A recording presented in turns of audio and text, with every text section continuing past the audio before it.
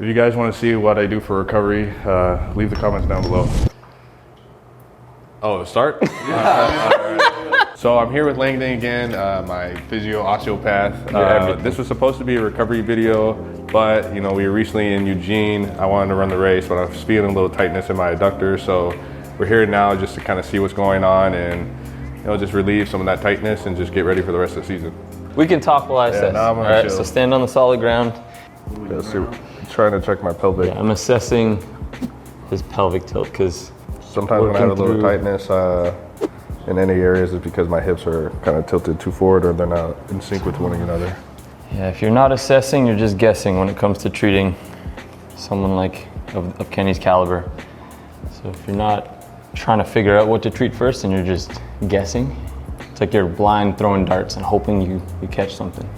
Yeah, and you have about a 7-degree difference left to right within your pelvic tilt. Is this one back? Yeah, the right one is posterior more. So they're both anterior, but for you at this point in the season, for the speed you need, you should be a little more anterior, and your left one is where it should be. Your right one is kind of uncorking a little bit. That makes sense.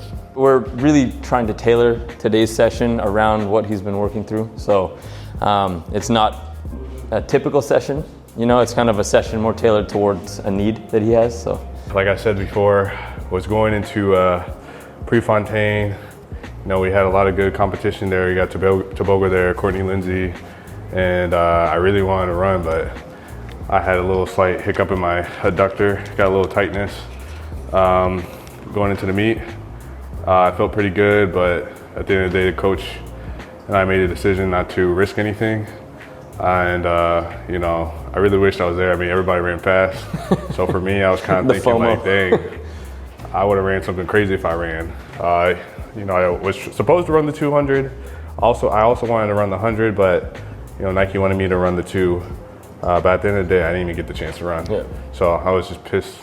So now we're just making sure that that's not going to be a problem going just pissed forward. off because I didn't even get the chance to run. But now we're getting ready for trials and gotta bulletproof everything. Got to make sure he's not going to have an issue like that. I mean, I felt good, and then I took one step, and I just felt a little something like just get stiff, and it was just kind of my body just telling me, "Hey, you need chill. We're tired." To bring this up, we're just going to circle. It's nothing crazy. I mean, it's a situation where it's just there bothering me. It's just sore, just saying that, "Hey, I'm here," and I'm just trying to get that to go away, just to let go and let the brain say it's okay to the muscle. Right now with practice and everything, just feeling some aching soreness. Same side switch directions and range. But it's like I can run full tilt, but I'm not gonna risk anything because it's still sore. I mean, it's sore for a reason, so we're just trying to be careful. And I'll be ready to go once it goes away, which should be in a couple days. This is directly trying to help where you're feeling it on the other side, but sometimes you create a little bit of a bilateral compensation where one side that's struggling over relies on the other side. Yeah. So I want to train both of them. I gotta check your internal rotation on the table. I'm measuring the degrees that you're able to actually externally or internally rotate. Oh, okay. Comparing to what it should be, and also comparing your left one to your right one. When you have a little bit of a pelvic obliquity, like you have, then usually it comes with some internal tension in the hip capsule. Dude, I'm so sore. I believe it. Like my traps. So you're a little limited in external rotation on one hip and internal rotation on the other hip. So we're gonna work on opening that up a little bit today. Makes it sound like my hips are like this. Yeah. They're rotated, but then with that comes the tension of, you have like this bias tension because you've been sprinting like that for a couple days. So then you're reinforcing the problem sometimes while you're training, while you're sprinting. So we have to work on undoing some of that tension. All right, first we're gonna lay on your back, foot in the air. I'm gonna place a book on your foot and try to have you roll over. Oh my God. Your favorite. Try to roll over and get onto your stomach. I feel like I haven't done this in a minute. You haven't needed to in a while. Go slow, I'll spot you a little the first one. Damn, I feel tight. Yep, figure it out. Go slow enough so that you can feel what's happening and it gives you time to correct, because we're trying to teach the brain to learn from the correction, not just rush through this. Slow. Ah! Slow. Damn. All right. Oh, there we go. There, slow. And then get all the way back up. Beautiful. Switch legs. Same thing. This actually is way better. Yeah.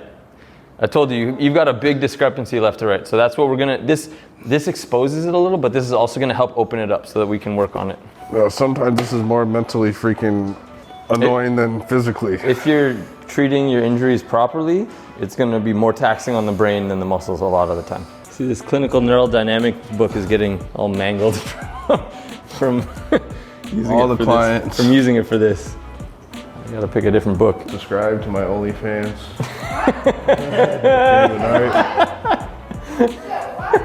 That's great. Yeah, that's hard. Yep. Now we gotta wake up the reactivity of your brain. Level 1, balance. Level 2, walk down and back. If you feel confident, then we're gonna try to sit down and stand up off the ground holding it. An athlete of his caliber, his brain has to be finely tuned. It has to be able to react so efficiently. Yo. At least it looks good when it falls. So if you can, sit all the way down onto the ground, stand all the way back up. That's the first thing I would see from a comment section. Like, yeah, now do that with the baton. For sure. So try to sit down on the ground, go slow. There's no wrong way to do it. Like, fully sit or like? If you can. I mean, there's levels to this. We can progress and regress. If you can't do it sitting down, then we'll just squat up and down. There's 100 ways we could regress or progress this, okay? Ah, there you go. Beautiful. My brain. I want to bounce the ball with your foot. We're not going to alternate or anything, just bounce it, catch it. If you feel spicy, then you can try to do 5 in a row. There you go. You know, this is the one thing I actually forgot to do at practice.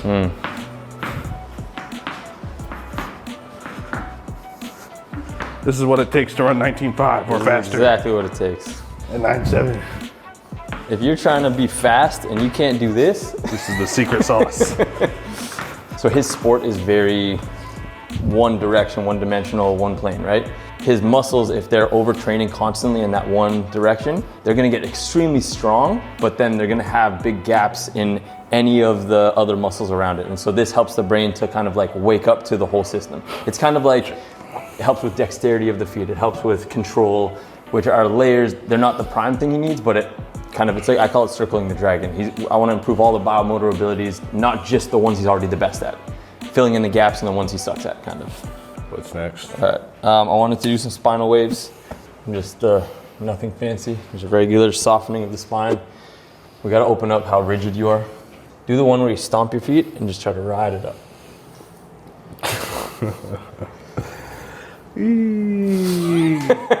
This is the one that feels the most awkward when you do it, guaranteed. Yeah. So the purpose of this for him is to help him to learn to soften with strength. Because his spine becomes tight and rigid, and that's okay to access for the sport, but you can't only be like, if you're gonna soften, you can't get weak. You have to have strength while you're softening. I can't talk seriously with you giggling in the background. And he's just literally just so ridiculous. It's perfect. It's perfect. He's not saying anything. Perfect. He's just moving like a worm. I love it. This is gonna help me with my dance moves. Get the hips involved. There you go. And soften up here. Let's load. So we're gonna rotate around that same hip. Get down into here. Knee up on here, legs straight. Once you're in a good neutral plane, you're gonna rotate through this hip as far back and forth as you can. Okay. That, hips forward a little, and then rotate through the hip. There you go, nice and slow. Someone like him, he's so good at compensating, it makes it a lot more interesting because you can't just generally do stuff for an issue with him, you know? It won't work because his body's so efficient at adapting around stuff. But on the other side of that coin, if you give him the exact right stimulus, his body so efficiently fixes things. So that's why we've been able to treat things so easily, as long as we understand what the problem is. Also forgot to mention the reason why I had this little tightness coming up is because we had a hard week of training, maxing out in a lot of things. And then glute was pretty much turned off, so other parts of the muscle are just working too hard. Can you juggle?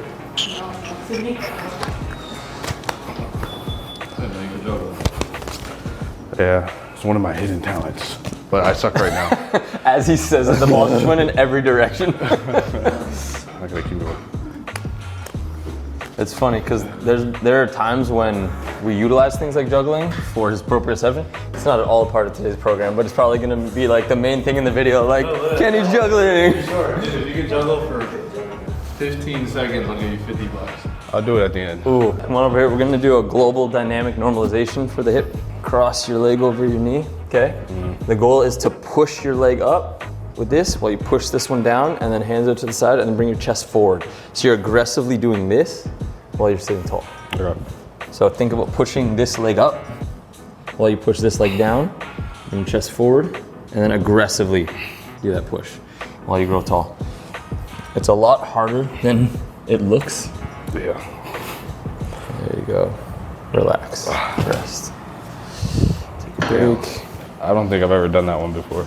That one we haven't done in about 3 years. We're actually in the works of making some merch, shirts and headbands. We're trying to figure out what the shirts are right now, but then after that we'll do the headbands. Headbands are the most important thing.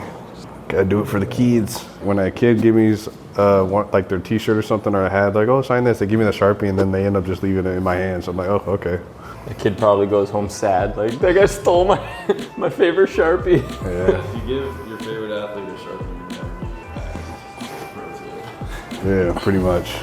Because I'm gonna need it for everybody else. have you had any fans give you things? Yeah, there. When I was in China, I don't have my keychain with me, but they got me like a Bruce Lee looking like picture thing that I can put on my keychain, and then somebody else got me something. It was some like kung fu thing, and then one person from Japan, who was part of the media crew at China, gave me a Japanese headband. So that was pretty cool. He was like, "Will you wear it at Worlds?" And I said, "Yeah, if they let me." I mean, World Athletics is a little sticky when it comes to what you can wear in the finals. We do have a PO box actually.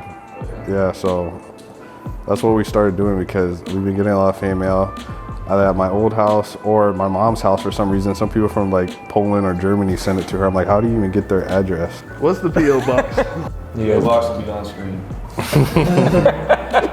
Send whatever you want to that PO box. My first injury ever was 2019, coming out of college, pulled my hamstring.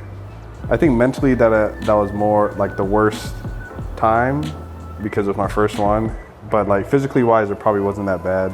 2021, I was good. 2022, I broke my toe. Breaking my toe is that's the worst one. Drop the table on this toe. Yeah, dropped them on it. 1, the toe injury. 2 is my first hamstring pull. Back in 2019. 3. Other than that, those were the serious ones. Yeah, those were the serious. 3. The other ones were just like, I tweaked my hamstring. yeah. 4 was the adductor last year, and then now we got this one at 5 because it's not really anything crazy. But I mean, it comes with the territory. The faster you run, the more likely you're going to have a nick here and there or have an injury. When you push yourself to your limit, something's going to give sometimes when you're redlining. The name of the game is try to stay ahead of that. Yeah, pretty much. But I mean, that's why we have the sauna, cold plunge, red light, PMF. We use him, do all the other stuff that we need to do. It requires a lot to stay injury free. But yeah, my toe injury was the worst one. That sucked. That took a while. Yeah, that was rough. That was a situation because I'm always so optimistic about certain things. No test. And I'm like, Push down. the injury with the toe, I showed it to Dennis and it was like bleeding and everything. And I was like, I'll be back next week. He's like, Kenny, you need to go Kenny, get that you need to go to the ER. Today's video was a little different. Just wanted to give you guys an insight on how an elite athlete deals with little, nicks and injuries on the side. This is what it takes to kind of prevent the things and also try to recover from them. So, that's it for today. Stay tuned for the next video.